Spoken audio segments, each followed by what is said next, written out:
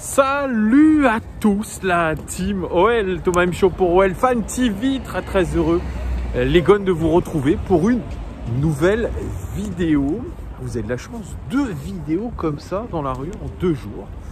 Et oui, c'est comme ça. Merci à vous en tout cas d'être si nombreux, d'être aussi bienveillants aussi à mon égard, à notre égard sur cette chaîne. Donc ça fait extrêmement plaisir. On est en route vers les 10 000 abonnés. N'hésitez pas à vous abonner, à mettre un pouce comme ça ou comme ça. C'est comme vous voulez, évidemment. Si vous n'aimez pas cette vidéo, eh bien, mettez un dislike. Qu'est-ce que vous voulez que j'y fasse? Mais en tout cas, abonnez-vous, partagez notre contenu si vous l'appréciez. Alors, petite vidéo aujourd'hui, OL Daily News, puisqu'il y a du nouveau actuellement à l'OL. Nous avons un président, Jean-Michel Aulas, qui a beaucoup la parole en ce moment, et notamment sur des grands médias. Il a un petit peu moins, je vais dire, de la frénésie pour l'activité réseaux sociaux, notamment Twitter. On le voit beaucoup moins sur Twitter, s'est penché sur Twitter. On a vu faire une longue interview avec Mohamed Bouafsi sur RMC Sport, une fabuleuse interview. Si vous ne l'avez pas vue, je vous recommande fortement de la regarder, cette vidéo, cette interview. Elle était, je trouve, c'était peut-être l'une des meilleures interviews qu'il ait faites, Jean-Michel Aulas. Il était à cœur ouvert, vraiment. Il était, je trouve, très réaliste, très honnête par rapport à tout ce qu'il a entrepris à l'Olympique Lyonnais. Je trouve qu'il a été humain, il a été vrai. Il n'en a pas fait des caisses comme il a pu le faire par le passé. Je l'ai trouvé vraiment très sincère. Donc allez voir cette interview. Et puis là, il en remet une couche aujourd'hui, puisqu'il décide de parler. Ouf, j'ai failli perdre mes notes, les amis. Il a parlé au journal L'Équipe. C'est une stratégie aussi de Jean-Michel Aulas de parler qu'aux grands médias. Ça, c'est quelque chose qui nous a été confirmé d'ailleurs, puisque, je vous le rappelle, j'ai sollicité de nombreuses fois par différents canaux, par différents intervenants, différents intermédiaires. J'ai voulu interviewer Jean-Michel Aulas. On m'a donné, merci, on m'a donné une fin de non-recevoir très régulièrement. Et tout dernièrement, c'est le directeur de la communication de l'Olympique Lyonnais qui lui-même nous a dit que Jean-Michel Aulas préférait parler dans les gros médias et ne voulait pas s'épancher sur des médias alternatifs. Donc voilà, on est carrément dans cette ligne directrice de Jean-Michel Aulas, plutôt parler sur des gros médias. Et là, il s'est confié au journal L'Équipe dans une longue interview. Il est d'ailleurs en page de garde, c'est comme ça qu'on dit, à la une, pardon, je ne sais pas comment on dit, il est à la une du journal de L'Équipe aujourd'hui. Une superbe interview aussi de Vincent Duluc. Vincent Duluc qui est un suiveur historique pour le journal de L'Équipe de l'Olympique Lyonnais, qui est intervenant aussi dans L'Équipe du soir, une fameuse émission qui est plutôt pas mal suivie, parce que je crois qu'ils ont dépassé la semaine dernière le 1 million de téléspectateurs. Donc c'est plutôt pas mal. Et Jean-Michel Aulas, il évoque tous les sujets, évidemment, sans se défiler. Il dit les choses assez honnêtement, assez clairement dans cette interview, et notamment sur sa manière de faire un petit peu, sur sa communication, sur qui il est. Quand Vincent Duluc lui dit que à l'OM, il y a des problèmes avec les supporters, et que les supporters lui ont fait finalement une éloge en disant qu'ils auraient aimé avoir un président comme Jean-Michel Aulas à la place de Jacques-Henri Hérault. Ce à quoi Jean-Michel Aulas répond: ma manière de faire qui les dérange quand on joue contre eux peut susciter sur la durée des rêves inassouvis. C'est fort. Ah, c'est un petit peu provocateur quand on connaît le président Aulas. J'ai en tête quand l'Olympique de Marseille était venu jouer la finale de la Ligue Europa. C'était en 2018, si je ne m'abuse, du côté du Parc OL. Et quand les supporters marseillais avaient entonné un « Oh Jean-Michel Aulas, Jean-Michel Aulas, on va venir tout casser chez toi. » Jean-Michel Aulas, rappelez-vous, ça avait été incroyable, cette scène, cet engouement, c'était de la taquinerie, mais Jean-Michel Aulas l'avait pris très à cœur en disant qu'il allait porter plainte, etc. Donc vous voyez, c'est un petit peu ça, c'est du chambrage, c'est beaucoup de chambrage. Et aujourd'hui, il y a encore une fois du chambrage par rapport à cette direction marseillaise?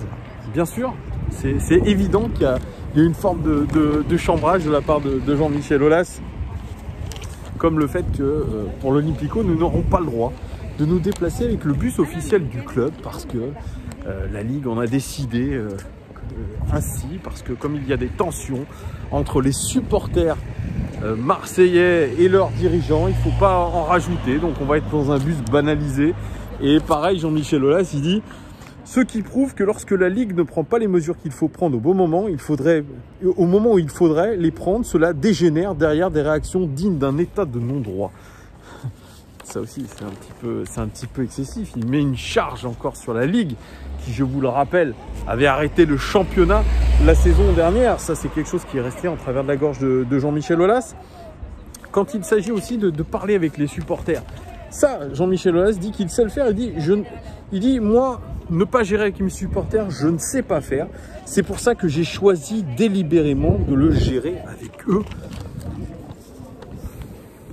Quand il y a eu des conflits, notamment avec Bruno Genesio, c'est vrai que Jean-Michel Aulas a cédé à une partie des supporters, notamment ses supporters sur les réseaux sociaux. Cette haine de Bruno Genesio sur les réseaux sociaux s'est transformée en une haine de Bruno Genesio dans le stade. Et effectivement, même si Jean-Michel Aulas est très ami avec Bruno Genesio, qu'il l'a toujours soutenu jusqu'au dernier moment, eh bien, il a décidé de s'en séparer avec la pression populaire, la vindicte un petit peu populaire. Il a écouté les supporters, entre guillemets, et il n'a pas prolongé Bruno Genesio dans ses fonctions. C'est comme ça qu'il dit qu'en gros, il écoute ses supporters, Jean-Michel Aulas. Bon, c'est aussi un petit peu de la communication.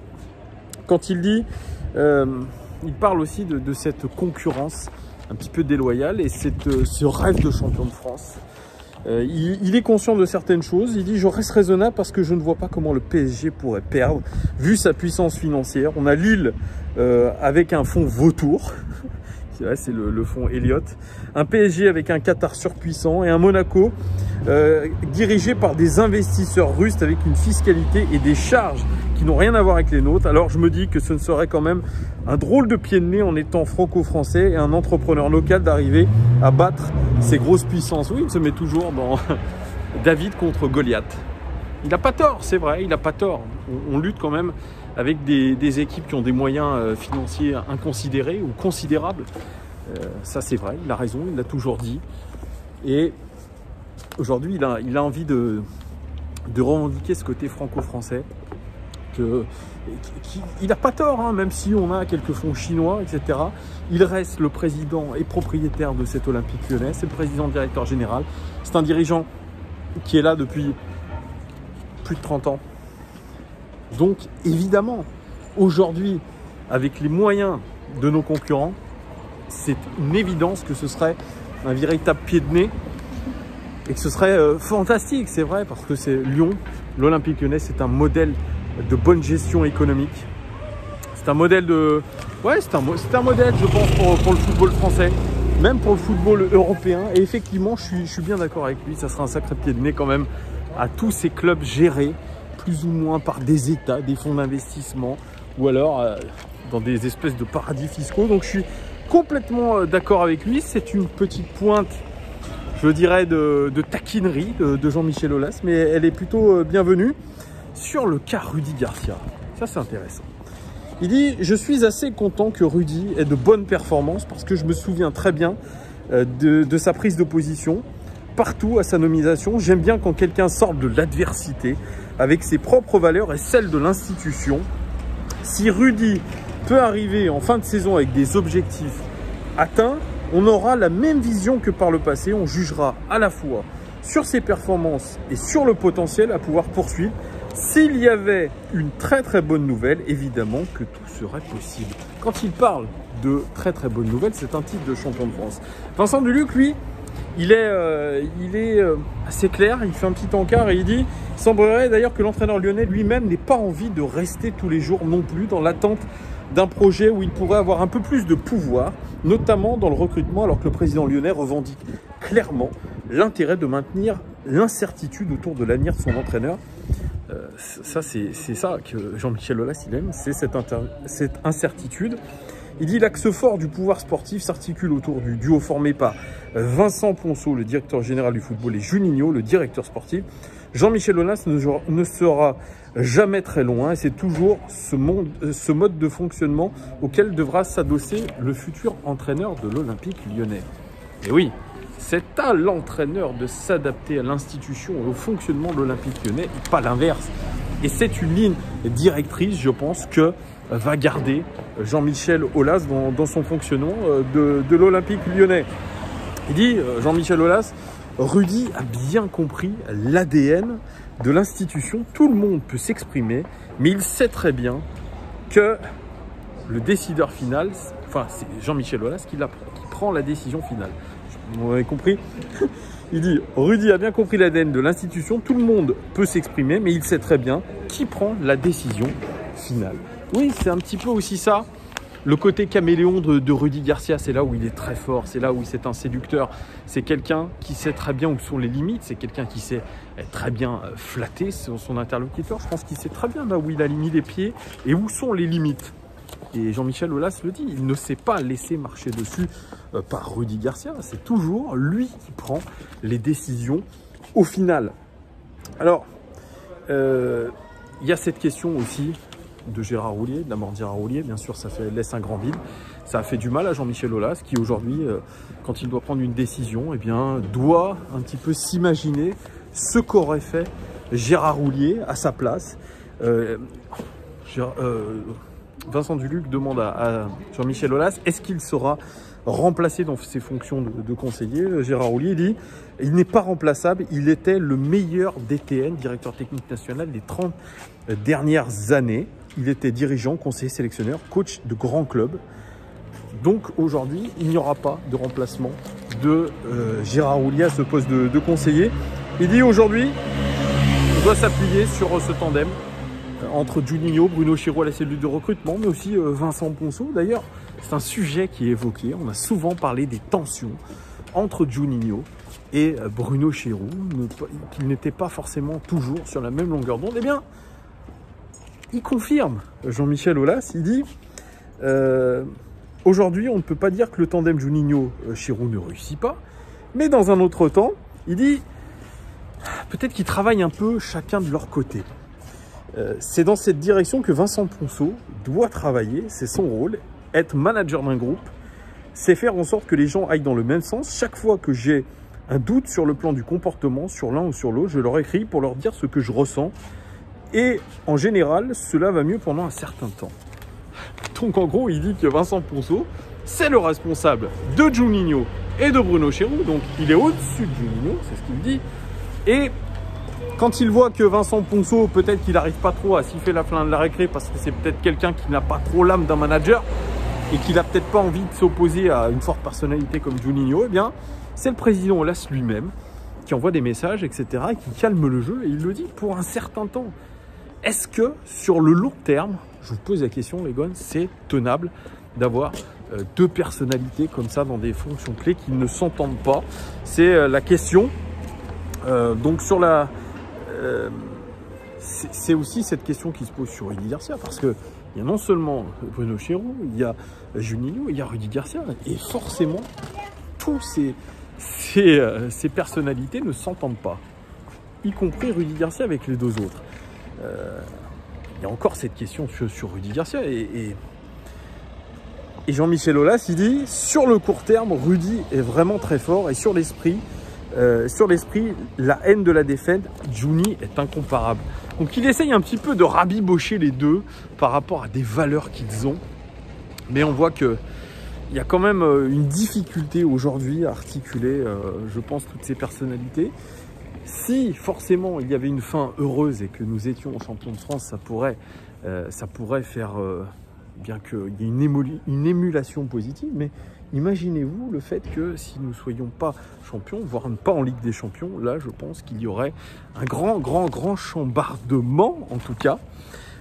En ce qui concerne cette crise économique, cette crise du Covid, le fait que l'Olympique Lyonnais ait eu des pertes, il dit On est dans un environnement très particulier qui ne fait pas appel à des modèles économiques, mais soit des passe-droits, soit des cas particuliers qui ne peuvent pas être un modèle pour les autres. Notre modèle peut nous aider à traverser la crise sous réserve qu'elle ne dure pas trop. Il ne faut pas donner de leçons et dire que quoi qu'il arrive, on sera toujours là. Parce que si la crise durait 3 ans, ce modèle passerait aussi à la trappe. C'est fort ce qu'il dit. Tout peut exploser en un rien de temps si la crise venait à durer. On lui demande si, forcément, on pourrait toujours avoir dès la saison prochaine un recrutement onéreux. Il dit quelque chose que mon pote Hugues avait déjà dit par le passé. Il dit si on n'atteint pas nos objectifs et qu'on ne participe pas à la Ligue des Champions, si la crise dure au-delà du 30 juin, oui bien sûr, mais si on se retrouve en C1 et que grâce au vaccin, le public revient, on ne remettra rien en cause. Donc il y a quand même cette chose indispensable qui est la participation à la Ligue des Champions. C'est une nécessité en tout cas pour le club d'être en Ligue des Champions. Vraiment, ça passera par là si on veut avoir un recrutement digne de ce nom, si on veut avoir des objectifs très clairs, il faudra absolument retrouver la Ligue des Champions et aussi que les stades réouvrent et que la billetterie fonctionne parce qu'il y a aussi un gros manque à gagner, donc on ne peut pas tout miser sur l'argent de la Ligue des Champions et notamment l'argent des droits télé, évidemment. Est-ce qu'il y a aussi une volonté de ne pas briser la dynamique, notamment en proposant aux joueurs de baisser leur salaire? C'est quelque chose qui est un petit peu touchy à l'Olympique Lyonnais, puisqu'il y a une vraie différence entre les salaires des uns et des autres, des durées de contrat. C'est ce que dit Jean-Michel Aulas. Lui s'est mis un petit peu aussi dans la boucle avec les dirigeants en disant qu'eux aussi allaient baisser leur salaire. Il dit c'est peut-être pas le bon moment de demander à tout le monde de baisser de salaire. Il va falloir négocier parce que ça pourrait briser la dynamique. Et ouais, ça pourrait briser cette dynamique du football, du fait qu'on soit bien placé. Peut-être que ça peut créer aussi, je dirais pas des inimitiés dans le club, mais en tout cas peut-être des sentiments de jalousie, des sentiments un peu comme ça. Il le sait, Jean-Michel Aulas. Il dit oui, il y a ça aussi. C'est pour ça que des solutions prévoient de récupérer l'effort demandé sur les résultats à venir. En étant le propriétaire et attaché au palmarès du club, j'estime que la situation mérite aussi des sacrifices d'entrepreneurs. Vous voyez, c'est fort aussi ce que dit Jean-Michel Aulas. C'est que lui veut montrer la bonne direction en tant que patron, en tant que chef d'entreprise. Mais il le sait, ça peut créer vraiment des tensions au sein des joueurs. Et c'est un sujet compliqué. Il va y avoir une autre réunion pour évoquer tout ça. Il avait parlé, je vous avais dit, de compensation avec les résultats à venir, notamment en proposant aux joueurs d'acheter des actions de l'Olympique Lyonnais, enfin d'acheter, en leur proposant de leur donner des actions d'OL Group, sachant que forcément, ces actions, le cours de l'action va remonter si les résultats sont retrouvés, si par exemple il y a une participation à la Ligue des Champions. Est-ce que ça suffira à convaincre les joueurs? C'est pas sûr. Aussi, dans l'histoire Mediapro aussi, il dit qu'il y a certains qui ont joué l'arrêt du championnat soit pour se maintenir, soit pour aller en Coupe d'Europe.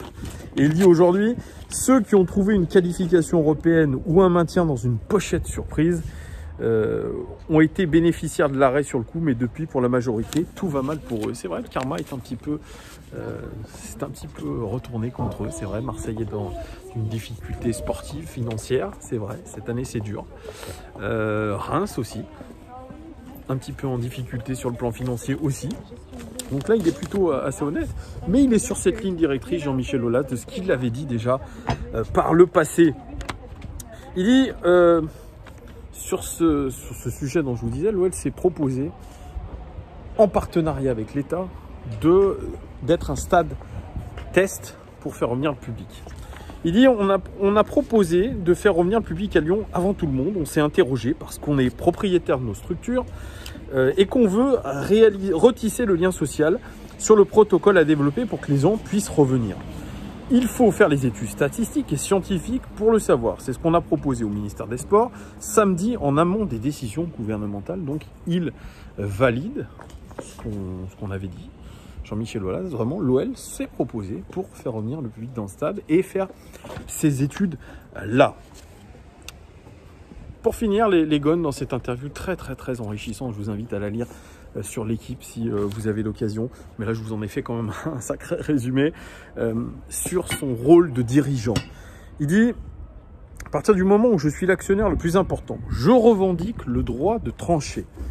Dans l'exécutif avec le directeur général Thierry Sauvage ou le directeur du football Vincent Ponceau, beaucoup de décisions à court terme sont prises sans moi. Mais sur les domaines très importants, je revendique le droit d'intervenir.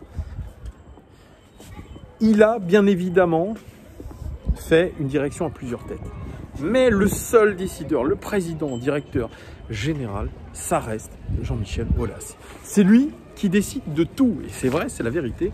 Sur tous les sujets, même les petits sujets, il ne le dit pas, mais les petits sujets à l'OL, c'est lui qui a le dernier mot.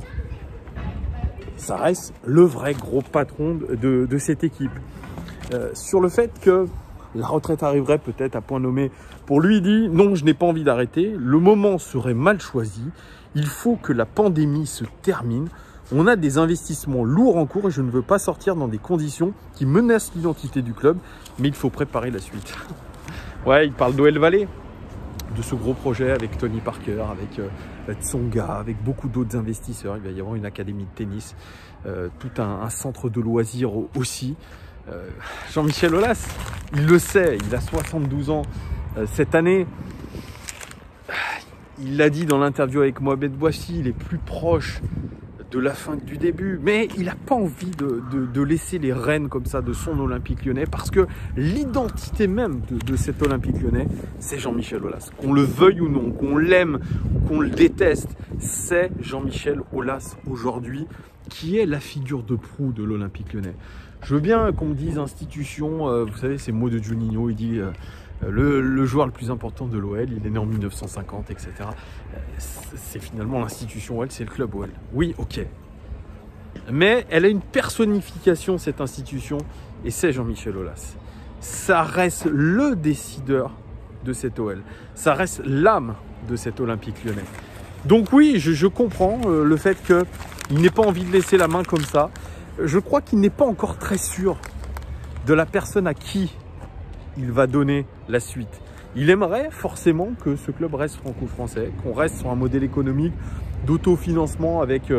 d'autofinancement, je ne sais pas si on peut parler d'autofinancement, en tout cas de diversification des activités. Mais peut-être que sa suite, bien, ce sera toute autre chose. Ce seront des actionnaires peut-être de pays étrangers qui viendront injecter de l'argent dans cet Olympique Lyonnais. Ne sait-on jamais, mais en tout cas, pour l'instant, il estime qu'à 72 ans, et après plus de 30 ans de présidence, il a encore de sublimes choses à faire avec ce club. Et ça, c'est incroyable. On a l'impression que Jean-Michel Aulas est tout à fait éternel. C'est un président éternel. C'est l'Olympique Lyonnais. Et aujourd'hui, c'est vrai qu'on a du mal à imaginer, en tout cas moi j'ai du mal à imaginer un Olympique Lyonnais sans Jean-Michel Aulas. Parce que j'ai grandi avec Jean-Michel Aulas, j'ai grandi avec ses 7 titres de champion, avec qui il était, avec sa verve, avec ce charisme, avec ses idées novatrices, cette intelligence entrepreneuriale aussi. C'est un grand président, c'est un grand homme. Je pense qu'il laissera vraiment à vie quelque chose dans l'histoire de l'Olympique Lyonnais. C'est que, voilà. Est-ce qu'il est irremplaçable? Je ne peux pas dire qu'il est irremplaçable. Vous connaissez cette devise qui dit que les cimetières sont remplis de gens irremplaçables. En tout cas, il y aura un avant et un après Jean-Michel Aulas. Et l'après Jean-Michel Aulas, bien, je pense qu'on ne sera pas du tout sur ce même modèle-là. Je pense qu'il y aura quelque chose d'autre. On sera rentré dans une ère de football un petit peu, voilà, comme les investisseurs qu'ont Lille, Monaco, PSG. Je pense qu'on ne pourra plus rester sur ce modèle franco-français. C'est le dernier garant aujourd'hui de ce modèle économique-là. Et tant qu'il sera là, eh bien, ça ne changera pas. Et en tout cas, c'est tout le mérite qu'on doit lui donner. Il y a eu des belles réussites et ces réussites-là, elles sont à mettre à son crédit. Voilà ce que je pouvais vous dire sur l'interview de Jean-Michel Aulas. Désolé si c'était un peu fouillis, mais bon, je vous ai fait encore une vidéo dans la rue. Je trouve ça marrant. Il y a un petit peu de bruit, mais c'est comme ça. Ça fait partie du paysage. Les gones, N'hésitez pas à commenter un peu cette interview de Jean-Michel Aulas. Dites-moi d'ailleurs en commentaire ce que vous pensez de Jean-Michel Aulas, de tous ces sujets, de Rudy Garcia, de comment il voit les choses. Vous avez votre liberté d'expression dans les commentaires. Comme d'habitude, je vous lirai avec attention et avec plaisir. Je vous souhaite une très bonne soirée. Ligue des Champions encore ce soir, sans l'Olympique Lyonnais, mais on peut regarder. Il y a eu un fabuleux but d'Olivier Giroud. D'ailleurs, j'ai toujours dit que ce joueur-là, c'était 100 fois, 150 fois, si vous voulez venir à l'Olympique Lyonnais, je le prenais à bras ouverts. Mais bon, tout le monde n'est pas de ce même avis. Voilà les gones, je vous souhaite une très bonne soirée et à très bientôt pour de nouvelles aventures. Merci, ciao.